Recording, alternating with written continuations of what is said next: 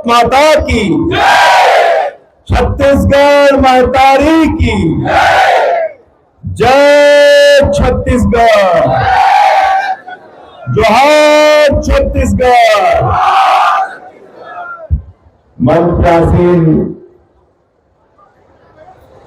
इस क्षेत्र के विधायक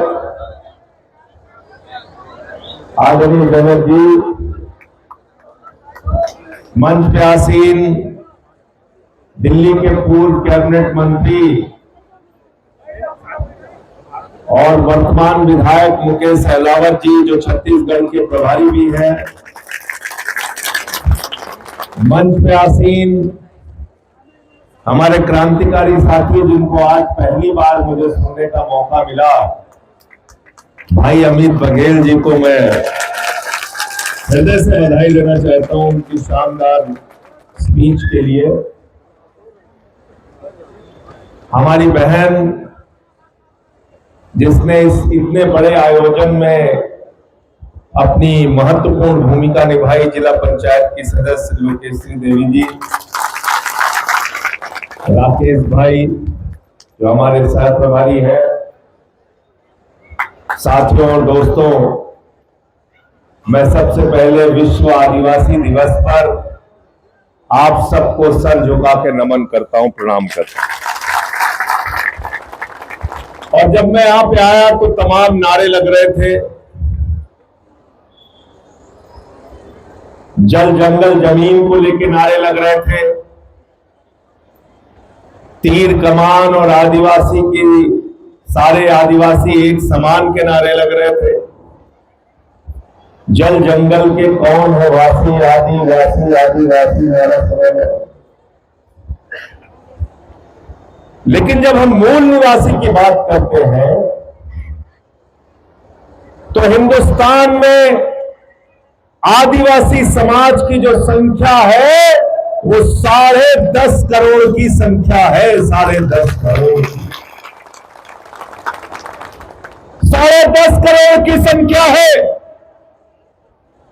और मैं सूची पढ़ रहा था, 1954 से लेकर आज तक आदिवासी समाज के लोग जो जल जंगल जमीन की लड़ाई लड़ रहे, जो जंगलों में रह के वन्य जीव की भी रक्षा कर रहे हैं और अपनी भी रक्षा कर रहे हैं। मैं सूची पढ़ रहा था कि हिंदुस्तान की आजादी के बाद कितने भारत रत्न हुए, तो पता चला 1954 से लेकर अब तक 53 भारत रत्न हुए। फिर मैंने देखा कि क्या एक भी भारत रत्न 10 करोड़ की आबादी वाले आदिवासी समाज के किसी योद्धा को मिला, तो मुझे एक भी नाम नहीं मिला। ये भेदभाव आज तक हो रहा है। मैंने सोचा भगवान बिरसा मुंडा को ही आप भारत रत्न दे देते तो कम से कम पूरा आदिवासी समाज आपको आभार व्यक्त करता है। दूसरी सूची में पढ़ रहा था, अमित भाई, जहां पे आरक्षण नहीं है, हाई कोर्ट में कोई आरक्षण नहीं, सुप्रीम कोर्ट में कोई आरक्षण नहीं। जब मैं उसकी सूची पढ़ रहा था तो जब से देश का सुप्रीम कोर्ट बना है तब से लेके आज तक मात्र एक एसटी समाज के, आदिवासी समाज के व्यक्ति सुप्रीम कोर्ट के जज बने हैं। ये भेदभाव क्यों है? ये सवाल हमको तो सरकार से पूछना पड़ेगा। अभी बहुत सारी बातें अमित भाई कह रहे थे और कह रहे थे कि आप मेरी बात को पता नहीं समझ पा रहे हैं कि नहीं समझ पा रहे हैं। समझ इसलिए पा रहा हूं कि मैं अवध के क्षेत्र का रहने वाला हूं और आपकी भाषा हमारी भाषा से काफी हद तक मिलती है। कभी आप अवधी सुनिएगा तो इसका अंदाजा आपको लग जाएगा। बिल्कुल ठीक कहा आपने, चुनाव के समय के मुद्दे अलग होते हैं, लेकिन बाबा साहब ने जो अधिकार दिया संविधान में, तो यह कहा कि एक वोट की गिनती राष्ट्रपति की होगी, एक ही वोट की गिनती प्रधानमंत्री की होगी, एक ही वोट की गिनती कैबिनेट मंत्री की होगी, एक ही वोट की गिनती मुख्यमंत्री की होगी, एक ही वोट की गिनती सांसद की होगी, एक ही वोट की गिनती विधायक की होगी, एक ही वोट की गिनती दलित समाज के अनुसूचित जाति के व्यक्ति की होगी, और एक ही व्यक्ति की गिनती होगी एसटी समाज के व्यक्ति की, अनुसूचित जनजाति की होगी। किसी का 2 वोट गिना जाता है क्या भाई? 2 वोट गिना जाता है क्या? वोट के मामले में हम सब लोग बराबर हैं। यानी प्रधानमंत्री अगर नरेंद्र मोदी जी बने तो जितना वोट एक विधायक, सांसद और तथाकथित ऊंची जाति के लोगों का है, उतना ही वोट आदिवासी समाज के व्यक्तियों का है, उतनी ही ताकत उनके प्रधानमंत्री बनने के पीछे लगी है। लेकिन जब बाबा साहब ने देश का संविधान लिखा, और बाबा साहब हमेशा इस बात को बोलते थे कि शिक्षा शेरनी का वो दूध है, शिक्षा शेरनी का वो दूध है जो जितना पिएगा उतना दहाड़ेगा। आज शिक्षित भारत बनाने की जरूरत है। क्या हो रहा है हमारे स्कूलों के साथ?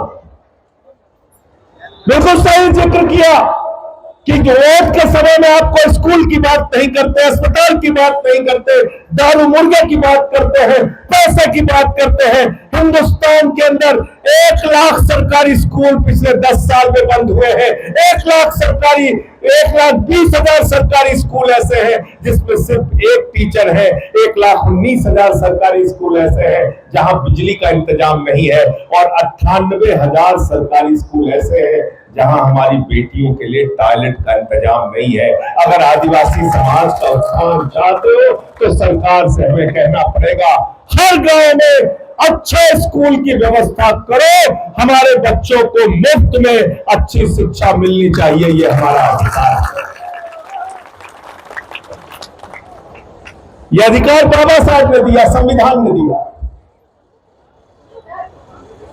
अस्पताल की बात करें, इलाज की बात करें, हम देखते हैं तस्वीरें, मोमबत्ती के रोशनी में ऑपरेशन हो रहा है, हॉस्पिटल के बेड पे कुत्ता बैठा हुआ है, एम्बुलेंस की व्यवस्था नहीं तो लोग मर जा रहे हैं, प्रसव पीड़ा के कारण महिला को अस्पताल नहीं पहुंचाया जाता है। ये दृश्य, तस्वीरें हम लोग देखते हैं। इसकी सबसे ज्यादा मार किसके ऊपर पड़ रही है? गांव में रहने वाले व्यक्ति को, गरीब व्यक्ति को, आदिवासी समाज के लोगों को, अनुसूचित जाति के लोगों को, अनुसूचित जनजाति के लोगों को। लेकिन जब आप अपना अधिकार मांगने के लिए जाएंगे तो आपको 2 चीजों से डराते हैं, जेल, मुकदमा, लाठी। और जिसने इसका डर छोड़ दिया, याद रखना, उसको दुनिया की कोई ताकत हरा नहीं सकती।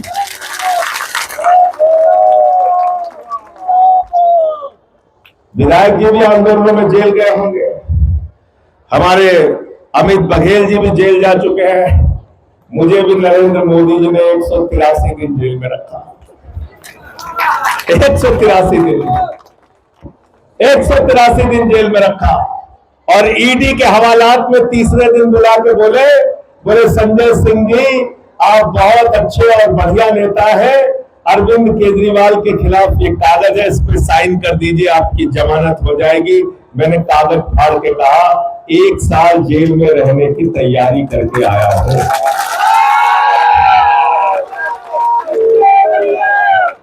उसके आगे जितना जेल में डालना चाहते हो डाल देना, कोई चिंता की बात नहीं है।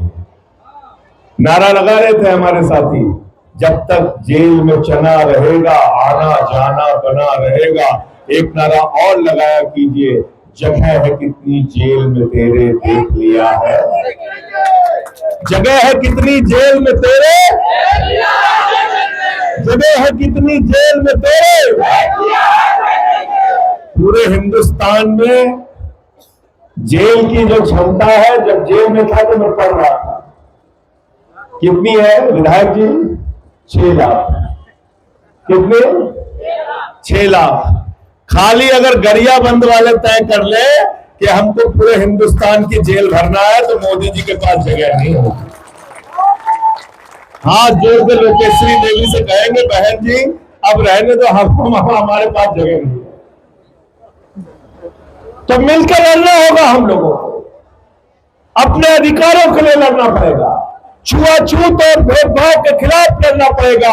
और जब छुआछूत और भेदभाव की बात हम करते हैं तो हमें याद है छत्तीसगढ़ के रामनामी समाज की वो दास्तां कि 1890 में परशुराम जी को किस तरह से मंदिर में प्रवेश से रोका गया, तो उन्होंने अपने शरीर पर राम राम राम राम लिखवा दिया। ये है हिंदुस्तान का। शहीद आजम भगत सिंह ने कहा हम कैसा समाज बनाना चाहते हैं, जानवर को बगल में बिठा के खिला सकते हैं लेकिन दलित को बगल में बिठा के खिला नहीं सकते, आदिवासी से हम भेद करते हैं। ऐसे हिंदुस्तान सही मायने में आजाद नहीं होगा। सही मायने में तो आजाद तब होगा जब हिंदुस्तान से छुआछूत भेदभाव की ये बीमारी पूरी तरीके से खत्म होगी। लेकिन गलती से सरकार आ गई जो दिन रात छुआछूत, दिन रात भेदभाव, हिंदू को मुसलमान से लड़ाओ, हिंदू को सिख से लड़ाओ, हिंदू को ईसाई से लड़ाओ, जब सबसे लड़ा लो फिर हिंदू को हिंदू से लड़ाओ, आपस में झगड़े कराओ। इसीलिए मैंने भाजपाइयों का नाम बदल के भारतीय झगड़ा पार्टी कर दिया। दिन रात झगड़ा कराना है, सब झगड़ा कराना, झगड़ा कराना। मैं आपसे पूछना चाहता हूं जिन मुसलमानों से आपको लड़ने की और लड़ाने की और भेदभाव करने की बात करते हैं, मुझे बताओ हिंदुस्तान का इतिहास, किस मुसलमान ने कहा कि तालाब में दलित पानी नहीं पी सकता, आदिवासी पानी नहीं पी सकता? किस मुसलमान ने आपके आरक्षण का विरोध किया? जरा हमको बताओ, जरा हमको बताओ, किस मुसलमान ने आपके आरक्षण का विरोध करके कहा कि हमारे साथ बैठ के आप खाना नहीं खा सकते? ये व्यवस्था बनाने वाले वही लोग हैं जो आज आपको हिंदू मुसलमान की राजनीति से लड़ा रहे हैं।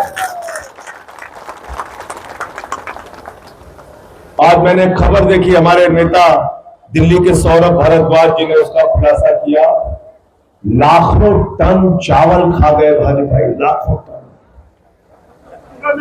मैंने कहा चंदा चोरी से लेकर चावल चोरी तक कुछ।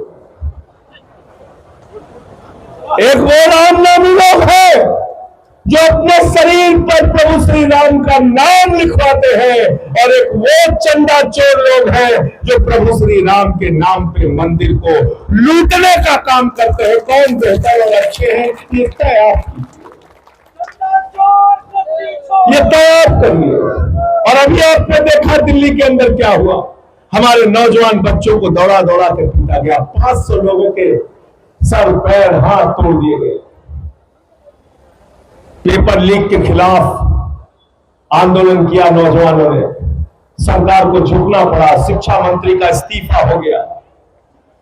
यह है जनता की ताकत जिसका जिक्र भी अमित बघेल कर रहे थे। जिस दिन जनता खड़ी हो जाएगी, बड़ी से बड़ी सत्ता को आपके कदमों में झुकना पड़ेगा। और मैंने तो रघु ठाकुर जी के नेतृत्व में जीवन में राजनीति सीखा और काम किया। यही मध्य प्रदेश, जब छत्तीसगढ़ मध्य प्रदेश एक था, उनके साथ मैंने अलग अलग जिलों का दौरा किया। आज भी सादगी से अपना जीवन बिताते हैं, लोहियावादी हैं। 7 साल जिंदगी का जेल में उन्होंने बिताया। मैंने तो उनके साथ रह के काम किया। और मैं आप लोगों से कहना चाहता हूं, लोहिया जी का नारा था, सड़क खामोश हो गई तो संसद आवारा हो जाएगी, तो इस देश की संसद को आवारा होने मत दो।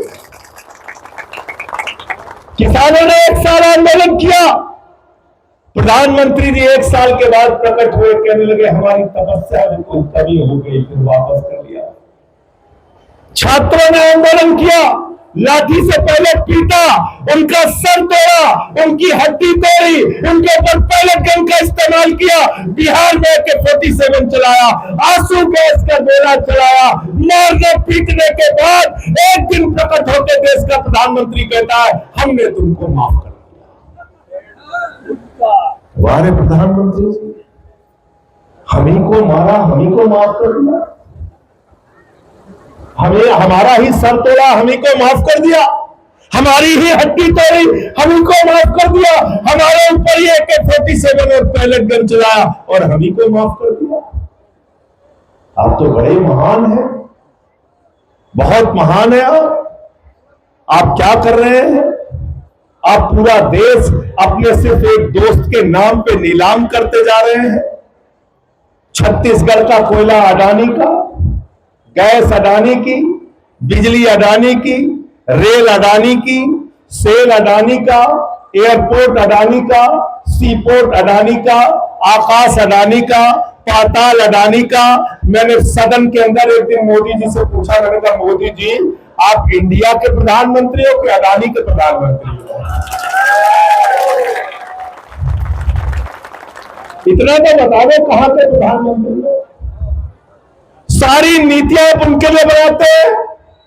उत्तर प्रदेश में, बिहार में, आपको पता है हमारे प्रधानमंत्री जी ने एक दिन आह्वान किया, एक पेड़ मां के नाम।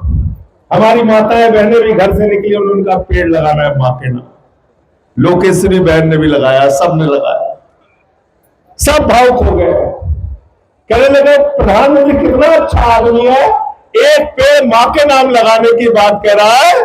दूसरे दिन प्रधानमंत्री ने बिहार में कहा एक पेड़ मां के नाम, 10 लाख पेड़ अडानी के। 10 लाख पेड़ और हजारों एकड़ जमीन 1 रुपए में अडानी को दे दी बिहार में, 1 रुपए में। और आप क्या सरगुजा में क्या कर रहे हैं? हंसदेव में 4.5 लाख पेड़। कितने? मुकेश जी कह रहे थे कि वो क्षेत्र जो है उसको छत्तीसगढ़ का फेफड़ा कहा जाता है। जो लोग आपका फेफड़ा निकाल रहे हैं उनको सत्ता से निकाल दो, यही कहना चाहता हूं।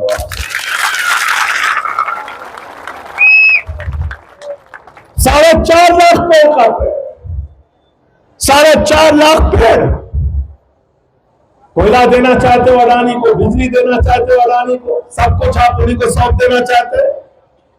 ये किस प्रकार की नीति है आपकी?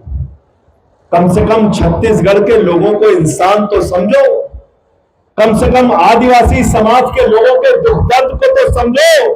पेशा कानून में देश के संविधान ने हमको अधिकार दिया है, आदिवासी समाज के लोग जहां पर होंगे बिना ग्राम पंचायत की सहमति के 1 इंच जमीन कोई सरकार नहीं ले सकती। 1 इंच जमीन आप हजारों हजार एकड़ जमीन कब्जा करते जा रहे हैं, हर जिले में कब्जा करते जा रहे हैं। तो आप चुनाव में वोट किसको देंगे वो आपका फैसला है, मैं उसके बारे में नहीं कहना चाहता। लेकिन जमीन की, जंगल की, जल की लड़ाई में जब भी आप अपने इस भाई को याद करेंगे, मैं आपके साथ कंधे से कंधा मिलाकर रहूंगा, ये यकीन दिलाना चाहता हूं। सड़क पर भी रहूंगा और सदन में भी रहूंगा। और सदन में मुझे बताने की जरूरत नहीं है कि मैं इनसे कैसे बात करता हूं। धमका के हमसे बात नहीं कर सकते, डराने धमकाने का काम। अभी आप देखो ये ईडी छोड़ दिया, सीबीआई छोड़ दिया, सबको। पेपर लीक हो रहा है, पेपर लीक के खिलाफ कानून लेके आए। मैंने सदन में कहा, मैंने कहा भाई हत्या कोई आदमी करता है तो अपराधी होता है, तो आप उसके लिए सख्त कानून बनाते हैं। बलात्कार कोई करता है वो अपराधी होता है, बलात्कारी होता है, उसके खिलाफ आप सख्त कानून बनाते हैं। चोरी डकैती कोई करता है तो वो अपराधी होता है, उसके खिलाफ आप सख्त कानून बनाते हैं। ये पेपर कौन कराता है भैया? पेपर बोले हम कराते हैं, तो हमने कहा इसका मतलब तुम कह रहे हो कि पेपर लीक तो होगा लेकिन कानून हम बना दे रहे हैं। पेपर लीक पर रोक नहीं लगेगा, पेपर लीक तो होगा। कानून सख्त बना रहे हैं। कैसे कानून सख्त बना रहे हैं? कह रहे हम फास्ट ट्रैक कोर्ट बना रहे हैं। 2,46,000 केस हिंदुस्तान के फास्ट ट्रैक कोर्ट में अभी तक पेंडिंग है, पड़ा हुआ है। हिंदुस्तान की निचली अदालतों में 5 करोड़ केस पेंडिंग पड़ा हुआ है। हिंदुस्तान के हाई कोर्ट के अंदर 65 लाख केस पेंडिंग पड़ा हुआ है। हिंदुस्तान की सुप्रीम कोर्ट के अंदर 96,000 केस पेंडिंग पड़ा हुआ है। कह रहे फास्ट ट्रैक कोर्ट बना रहे हैं। मैंने कहा भाई फास्ट ट्रैक कोर्ट बना दो या हाई ट्रैक को हाई कोर्ट सुप्रीम कोर्ट से बड़ा कोर्ट बना दो या हवाई कोर्ट बना दो, आकाश में कोर्ट बना दो। जब तुम्हारी सीबीआई और जांच एजेंसियां सबूत ही नहीं रखेंगी तो कोर्ट सजा कैसे देगी भैया, अगर आपको समझा दो। तो पेपर लीक तो होगा, पेपर लीक पे लोग रोक नहीं लगा पाएंगे। मैं आपसे कहना चाहता हूं, अपने बच्चों की हक की लड़ाई लड़िए, अपने स्वाभिमान और सम्मान की लड़ाई लड़िए। भगवान बिरसा मुंडा और छत्तीसगढ़ के तमाम हमारे उन वीर सपूतों को याद करके अपनी लड़ाई को आगे बढ़ाइए। स्कूल के लिए, अस्पताल के लिए, बिजली के लिए, पानी के लिए, जल के लिए, जमीन के लिए, जंगल के लिए, आपकी उन तमाम लड़ाई में आपके साथ रहूंगा, और स्वाभिमान और सम्मान के लिए। और जब मैं स्वाभिमान और सम्मान की बात करता हूं तो मैं एक घटना भूल नहीं पाता, उसका जिक्र करके अपनी बात को खत्म करूंगा। प्रभु श्री राम के मंदिर का शिलान्यास हो रहा था। उस समय भारत के राष्ट्रपति थे श्री रामनाथ कोविंद जी। महामहिम कोविंद जी दलित समाज से आते हैं। मंदिर का शिलान्यास हुआ, उत्तर प्रदेश के मुख्यमंत्री योगी जी गए, उनके साथ वहां की राज्यपाल गई आनंदीबेन पटेल, देश के प्रधानमंत्री शिलान्यास करने गए, उनके साथ उस समय के राष्ट्रपति श्री रामनाथ कोविंद जी नहीं गए क्योंकि वो दलित समाज से आते हैं। उनके साथ गए मोहन भागवत जी। किस राज्य के राज्यपाल है मोहन भागवत, जरा हमको बताओ, आके समझाओ। मंदिर का उद्घाटन हुआ, मंदिर के उद्घाटन में योगी जी गए, उनके साथ आनंदीबेन पटेल गई, देश के प्रधानमंत्री गए, लेकिन उनके साथ आदिवासी समाज से आने वाली हमारी राष्ट्रपति महामहिम श्रीमती द्रौपदी मुर्मू जी नहीं गई। इस तरह से अपमान करते हैं ये लोग। इसलिए मैं आपसे कहना चाहता हूं, अपने स्वाभिमान के लिए, अपने सम्मान के लिए, और कांशीराम जी ने तो नारा दिया था, जिसकी जितनी संख्या भारी उसकी उतनी, जिसकी जितनी संख्या भारी उसकी उतनी।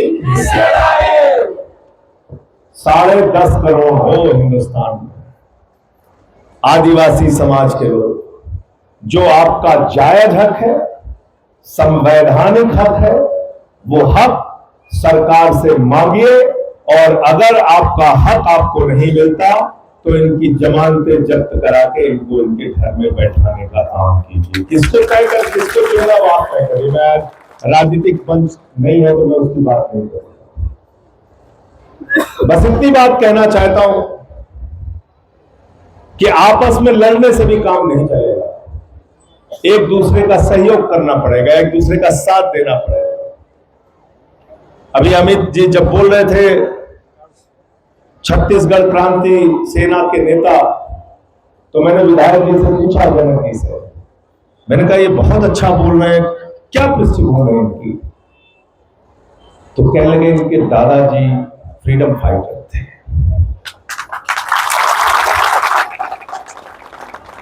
तो इनके दादा भारत माता के लिए लड़े और पोता छत्तीसगढ़ माता के लिए लड़ रहा है।